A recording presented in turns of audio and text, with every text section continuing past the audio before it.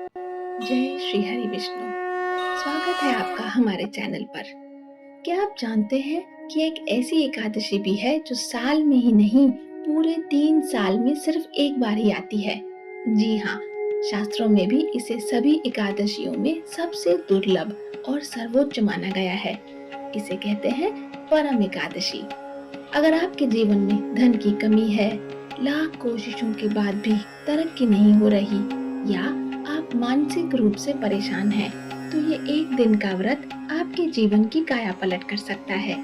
आज के इस वीडियो में हम जानेंगे कि साल 2026 में परम एकादशी कब है, इसका सही शुभ मुहूर्त क्या है और क्यों ये व्रत इतना चमत्कारी माना जाता है। वीडियो को अंत तक जरूर देखिएगा क्योंकि अधूरी जानकारी से व्रत का पूरा फल नहीं मिलता। तो सबसे पहले समझते हैं कि यह एकादशी इतनी खास क्यों है। हिंदू कैलेंडर में हर 3 साल में एक बार अधिक मास आता है, जिसे हम मल मास या पुरुषोत्तम मास भी कहते हैं। यह पूरा महीना भगवान विष्णु को समर्पित होता है। इसी अधिक मास के कृष्ण पक्ष में आने वाली एकादशी को परम एकादशी कहा जाता है। परम का अर्थ होता है सर्वोच्च। पौराणिक मान्यताओं के अनुसार इस व्रत को करने से व्यक्ति की भयंकर से भयंकर दरिद्रता यानी गरीबी दूर हो जाती है। ऐसा माना जाता है कि इस दिन व्रत रखने और भगवान विष्णु की पूजा करने से हजारों स्वर्ण दान और कई तीर्थ यात्राओं के बराबर पुण्य अकेले ही मिल जाता है। चलिए अब बात करते हैं सबसे जरूरी जानकारी की। साल 2026 में परम एकादशी कब है और पूजा का सही समय क्या है। पंचांग के अनुसार इस साल एकादशी तिथि का समय आपकी स्क्रीन पर है। व्रत की तारीख 11 जून 2026 और दिन गुरुवार बताया जा रहा है। चूंकि गुरुवार का दिन भी भगवान विष्णु का ही दिन है, इसलिए इस बार यह व्रत और भी ज्यादा फलदायी हो गया है। पूजा का सबसे शुभ मुहूर्त क्या है? 11 जून को सुबह 10:37 से लेकर दोपहर 2:06 तक रहेगा। इस बीच आप अपनी विशेष पूजा अर्चना संपन्न कर सकते हैं। व्रत खोलने यानी पारण का समय अगले दिन 12 जून 2026 को सुबह सूर्योदय के बाद 5:40 से 8:25 के बीच में आप कर सकते हैं। आप ब्राह्मणों या जरूरतमंदों को दान देकर अपना व्रत खोल सकते हैं। अब एक छोटी सी बात का ध्यान रखिएगा दोस्तों, अगर आप इस दिन पूरा उपवास नहीं कर सकते तो तामसिक भोजन यानी प्याज, लहसुन और चावल का पूरी तरह त्याग करें। इस दिन फल, दूध या सात्विक आहार ले सकते हैं। साथ ही ओम नमो भगवते वासुदेवाय मंत्र का जाप पूरे दिन मन ही मन करते रहें। और अब जानते हैं इस व्रत की पूजा विधि। प्रातः ब्रह्म मुहूर्त में उठें, स्नान करके स्वच्छ वस्त्र धारण करें, भगवान विष्णु और माता लक्ष्मी की पूजा करें, ओम नमो भगवते वासुदेवाय मंत्र का जाप करें, विष्णु सहस्त्र नाम, गीता या श्रीमद् भागवत का पाठ करें। दिन भर भजन, कीर्तन और भगवान के स्मरण में समय बिताएं और यथाशक्ति दान करें। क्या नहीं करना चाहिए? इस दिन क्रोध, झूठ और कटु वचन से बचें। तामसिक भोजन का सेवन न करें, किसी की निंदा या अपमान न करें, अहंकार और लोभ से दूर रहें, व्यर्थ के विवाद और कलह से बचें। और अब समय है परम एकादशी की पावन कथा सुनने का। जय लक्ष्मी नारायण प्रभु। अर्जुन ने कहा, हे कमल नयन, आपने शुक्ल पक्ष की एकादशी का विस्तार पूर्वक वर्णन कर मुझे सुनाया, अतः अब आप कृपा करके मुझे अधिक मास के कृष्ण पक्ष की एकादशी का क्या नाम है, इसमें किस देवता का पूजन किया जाता है तथा इसके व्रत से किस फल की प्राप्ति होती है तथा इसकी विधि क्या है, इन सब के बारे में बताइए। श्री भगवान बोले, हे अर्जुन, अधिक मास के कृष्ण पक्ष में जो एकादशी आती है वह परम एकादशी कहलाती है। वैसे तो प्रत्येक वर्ष में 24 एकादशियां होती हैं। अधिक मास या मल मास को जोड़कर वर्ष में 26 एकादशियां हो जाती हैं। अधिक मास में 2 एकादशियां होती हैं, जो पद्मिनी एकादशी यानी शुक्ल पक्ष में आने वाली, और परम एकादशी जो कृष्ण पक्ष के नाम से जानी जाती है। इसके व्रत से सभी पाप नष्ट हो जाते हैं तथा मनुष्य को इस लोक में सुख तथा परलोक में सद्गति प्राप्त होती है। इसका व्रत विधान अनुसार करना चाहिए और भगवान विष्णु का धूप, दीप, नैवेद्य, पुष्प आदि से पूजन करना चाहिए। इस एकादशी की पावन कथा, जो कि महर्षियों के साथ कांपिल्य नगर में हुई, वह मैं तुमसे कहता हूँ, ध्यान पूर्वक श्रवण करो। कांपिल्य नगरी में सुमेधा नाम का एक अत्यंत धर्मात्मा ब्राह्मण रहता था। उसकी स्त्री अत्यंत पवित्र तथा पतिव्रता थी। किसी पूर्व पाप के कारण वह दंपति अत्यंत दरिद्रता का जीवन व्यतीत कर रहे थे। ब्राह्मण को भिक्षा मांगने पर भी भिक्षा नहीं मिलती थी। उस ब्राह्मण की पत्नी वस्त्रों से रहित होते हुए भी अपने पति की सेवा करती थी तथा अतिथि को अन्न देकर स्वयं भूखी रह जाती थी और पति से कभी किसी वस्तु की मांग नहीं करती थी। दोनों पति पत्नी घोर निर्धनता का जीवन व्यतीत कर रहे थे।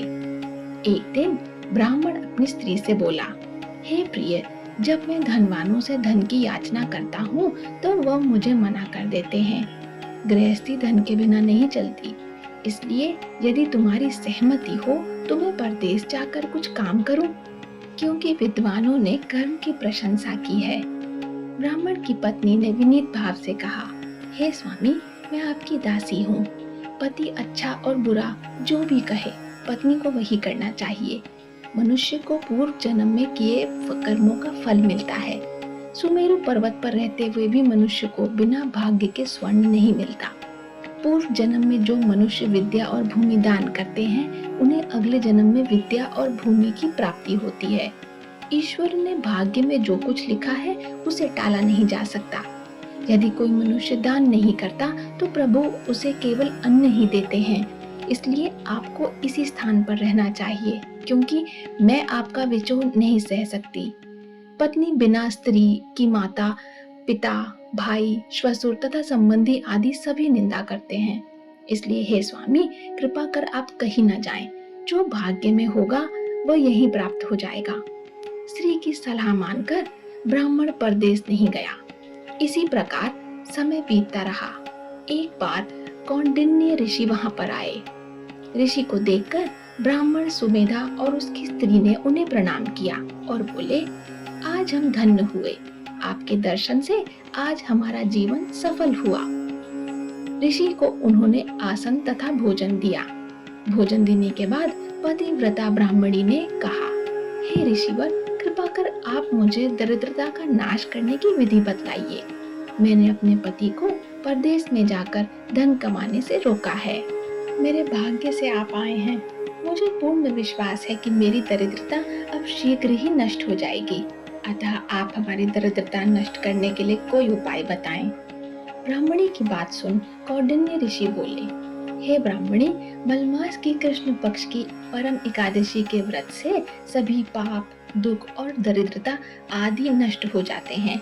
जो मनुष्य इस व्रत को करता है वह धनवान हो जाता है। इस व्रत में नृत्य, गायन आदि सहित रात्रि जागरण करना चाहिए। यह एकादशी धन वैभव देती है तथा पापों का नाश कर उत्तम गति भी प्रदान करने वाली होती है। धनाधिपति कुबेर ने भी इस एकादशी व्रत का पालन किया था, जिससे प्रसन्न होकर भगवान भोलेनाथ ने उन्हें धनाध्यक्ष का पद प्रदान किया।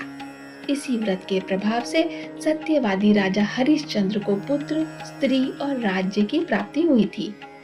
तदुपरांत कौंडिन्य ऋषि ने उन्हें एकादशी के व्रत का समस्त विधान कह सुनाया। ऋषि ने कहा, हे ब्राह्मणी, पंचरात्रि व्रत इससे भी ज्यादा उत्तम है।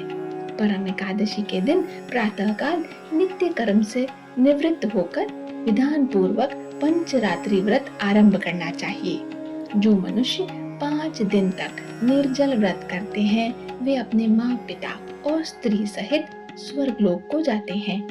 जो मनुष्य 5 दिन तक संध्या को भोजन करते हैं वे स्वर्ग को जाते हैं। और जो मनुष्य स्नान करके 5 दिन तक ब्राह्मणों को भोजन कराते हैं वे समस्त संसार को भोजन कराने का फल पाते हैं। जो मनुष्य इस व्रत में अश्व दान करते हैं उन्हें तीनों लोकों को दान करने का फल मिलता है। जो मनुष्य उत्तम ब्राह्मण को तिल दान करते हैं वे तिल की संख्या के बराबर वर्षों तक विष्णु लोक में वास करते हैं। जो मनुष्य घी का पात्र दान करते हैं वे सूर्य लोक को जाते हैं। जो मनुष्य 5 दिन तक ब्रह्मचर्य पूर्वक रहते हैं वे देवांगनाओं के साथ स्वर्ग को जाते हैं। हे ब्राह्मणी, तुम अपने पति के साथ इस व्रत को धारण करो, इससे तुम्हें अवश्य ही सिद्धि और अंत में स्वर्ग की प्राप्ति होगी। कौंडिन्य ऋषि के वचनानुसार ब्राह्मण और उसकी स्त्री ने परम एकादशी का 5 दिन तक व्रत किया। व्रत पूर्ण होने पर ब्राह्मण की स्त्री ने एक राजकुमार को अपने यहाँ आते देखा। राजकुमार ने ब्रह्मा जी की प्रेरणा से एक उत्तम घर जो कि सब वस्तुओं से परिपूर्ण था उन्हें रहने के लिए दिया। तदुपरांत राजकुमार ने आजीविका के लिए एक गांव दिया। इस प्रकार ब्राह्मण और उसकी स्त्री की गरीबी दूर हो गई और पृथ्वी पर काफी वर्षों तक सुख भोगने के पश्चात वे पति पत्नी श्री विष्णु के उत्तम लोक को प्रस्थान कर गए। तो ये थी परम एकादशी की पावन व्रत कथा। भगवान श्री हरि विष्णु और माता लक्ष्मी की कृपा आप सभी पर बनी रहे। तो दोस्तों, 3 साल में एक बार मिलने वाले इस बेहद खास और पावन मौके को हाथ से मत जाने दीजिएगा। 11 जून को पूरी श्रद्धा के साथ भगवान पुरुषोत्तम की आराधना करें। आशा है कि आपको आज की यह जानकारी अच्छी लगी होगी। अगर वीडियो पसंद आया हो तो इसे लाइक जरूर करें और अपने परिवार और दोस्तों के साथ शेयर करना ना भूलें ताकि वे भी इस दुर्लभ एकादशी का लाभ उठा सकें। अगर आप हमारे चैनल पर नए हैं तो ऐसी ही व्रत, त्योहारों और आध्यात्मिक जानकारियों के लिए चैनल को सब्सक्राइब जरूर करें। मिलते हैं अगले वीडियो में, तब तक के लिए धन्यवाद। जय श्री हरि विष्णु, जय लक्ष्मी नारायण।